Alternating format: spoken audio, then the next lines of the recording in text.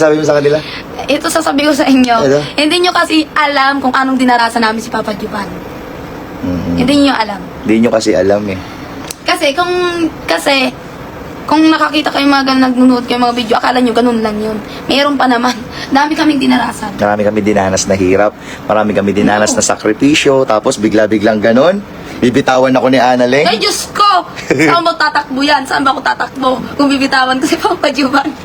Sabi ko nga sa inyo guys. Katuwa na lang ako. Katuwa. Pinangako namin sa isa't isa. Iba yung sakripisyo at porsigido namin. Sanay kami sa mga basher. Oo, sanay kami. Matagal na kami binabas. Oo, sanay kami sa mga Diba? bashers. Kahit anong makita namin yung mga bas, okay lang yun. Nagpapasalamat pa nga kami sa mga bas. Alam nyo guys, hindi nyo kasi natatanong, grabe yung sakripisyo namin ni Annalyn, dalawa. Kung bakit na lang ganito na lang si Annalyn kung dumikit sa akin, ganito na lang ang sakripisyo, ganito na lang kaloyal sa akin si Annalyn. Grabe kasi ang sakripisyo namin. Sherwina, ako at Annalyn. Diba? Grabe yung sakripisyo na ginawa namin dalawa.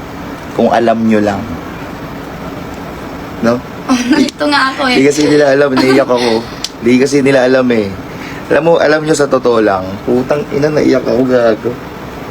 Hindi nyo kasi alam yung sakripisyo na ginawa namin eh. Tapos ganyan kayo. Di ba? Hindi kasi nila alam eh. Ano na yan kasi hindi nila talaga alam yan.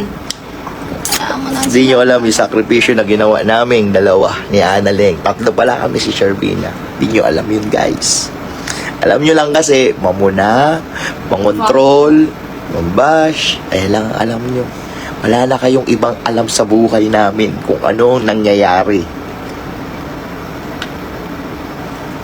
Diba? O, diba yan? Pag galit, damay si Dingdong, ano ka? O, diba? Wala kami din nadamay dito. Alam nyo, kayo lang din nagpapaaway-away sa amin eh. Diba? Kinuha ko ang kumpare. Diba? Ninong na nga si Dingdong. Kagininong na nga eh. Ibig sabihin, okay kami. Okay kami. Diba? Sanay ka na pala, boss, sa basher eh. Bakit pinapatulan mo?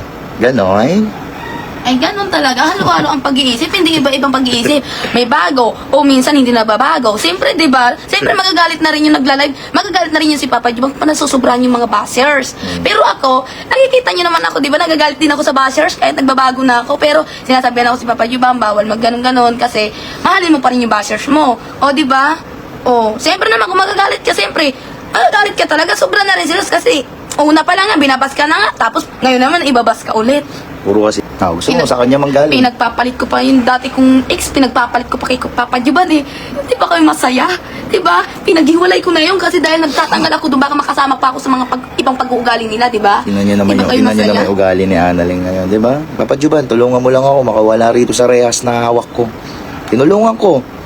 Ano, sagot niya sa akin, Papa Juban, tulungan mo ako, makawala sa rehas. Papangako ko sa'yo, sabay-sabay tayong angat. Di kita iwanan.